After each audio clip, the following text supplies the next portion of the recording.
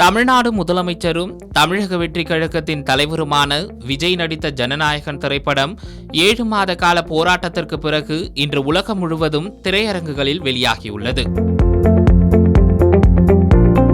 அரசியலில் முழுவீச்சில் ஈடுபட்டுள்ள விஜய் திரைப்படத்துறையிலிருந்து விலகுவதாக ஏற்கனவே அறிவித்திருந்ததால் ஜனநாயகன் அவரது கடைசி திரைப்படமாக அமைந்திருக்கிறது.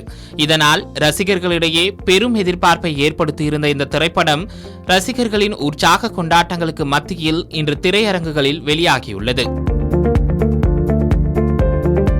KVN புரொடக்ஷன் தயாரித்துள்ள இந்த திரைப்படத்தை வினோத் இயக்கியிருக்கிறார். இசையமைப்பாளர் அனிருத் இந்த படத்திற்கு இசையமைத்திருக்கிறார். பூஜா ஹெக்டே, பிரியாமணி, மமிதா பைஜு, பிரகாஷ் ராஜ் உள்ளிட்ட நடிகர் பட்டாளம் பலர் இந்த திரைப்படத்தில் நடித்திருக்கின்றனர். காவல்துறை அதிகாரியாக விஜய் நடித்துள்ள இந்த திரைப்படம் அரசியல் பின்னூட்டத்துடன் கூடிய ஆக்ஷன் டிராமாவாக படமாக்கப்பட்டிருக்கிறது.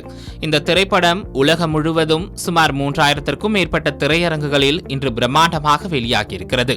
தமிழகத்தில் மட்டும் 1000க்கும் மேற்பட்ட திரையரங்குகளில் வெளியிடப்படுகிறது.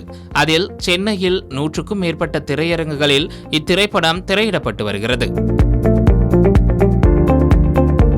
சென்னையில் அதிகாலை 1:30 மணிக்கு ரசிகர்களின் ஆரவாரமான கொண்டாட்டங்களுக்கு மத்தியில் முதல் காட்சி திரையிடப்பட்டது. கேரளா, கர்நாடகா உள்ளிட்ட அண்டை மாநிலங்களில் காலை 6 மணிக்கு முதல் காட்சிகள் தொடங்கின. இந்திய திரை வரலாற்றில் ஒரு மாநிலத்தின் முதலமைச்சராக பதவியில் இருக்கும் ஒருவரின் திரைப்படம் வெளியாவது இது முதல் முறை அல்ல.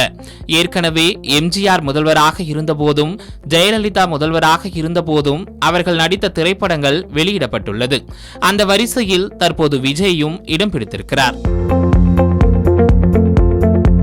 ஜனநாயகன் திரைப்படத்தில் மாண்புமிகு முதலமைச்சர் விஜய் என்ற அறிமுகத்துடன் விஜய் முதலமைச்சராக பதவியேற்ற பிறகு நடைபெற்ற முதல் சட்டமன்ற கூட்டத்தின் போது அவர் செய்த சைகையை மையமாக கொண்ட அனிமேஷன் காட்சியும் படத்தின் தொடக்க காட்சியாக இடம்பெற்றிருக்கிறது.